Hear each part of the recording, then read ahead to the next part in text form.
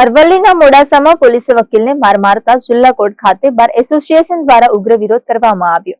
Police વિરુદ્ધ સૂત્રોચ્ચાર કરી વિરોધ કરવામાં આવ્યો હતો। તમામ વકીલો કામકાજથી અડધા રહ્યા હતા। કોર્ટ પરિસરમાં આવેલી પોલીસને કોર્ટ બહાર ધકેલવામાં આવી ત્યારે ગઈકાલે ગોપાલ ભરવાડ નામના વકીલને પોલીસે માર માર્યો હતો। ટાઉન પોલીસ સ્ટેશન ખાતે એક પીએસઆઈ અને 6 કોન્સ્ટેબલોએ વકીલને માર માર્યો હતો। ઇજાગ્રસ્ત વકીલને સારવાર માટે હોસ્પિટલ ખસેડાયો ત્યારે ફરિયાદી સાથે પોલીસ સ્ટેશને ગયેલા વકીલની પોલીસ સાથે માથાકૂટ થઈ હતી।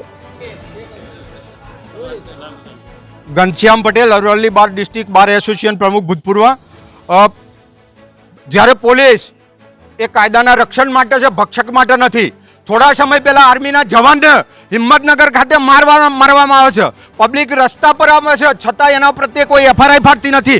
એ જ પૂર્ણાવતન અરવલ્લી જિલ્લામાં ડાભી કરીને કોઈ પીઆઈ છે પોલીસ સ્ટેશને, એને વકીલ શ્રી જીટી ભરવાડને હાથ ઉપાડ્યો। અરે ભાઈ, એને કોઈ કાયદાના વિરુદ્ધનું કૃત્ય કર્યું હોય તો તમે પ્રથમ પગથિયું છે ન્યાયનું, તમારે પહેલા એની એફઆરઆઈ ફાડવી હતી। તમને વકીલને મારવાની સત્તા કોને આપી? જ્યારે તમે એક એડવોકેટ ઉપર હિચકારો હુમલો કરો છો ત્યારે સામાન્ય પ્રજાને પણ નહીં છોડો। અને વકીલ તો કાયદાના રક્ષણ માટે છે, સંવિધાનનું રક્ષણ કરે છે।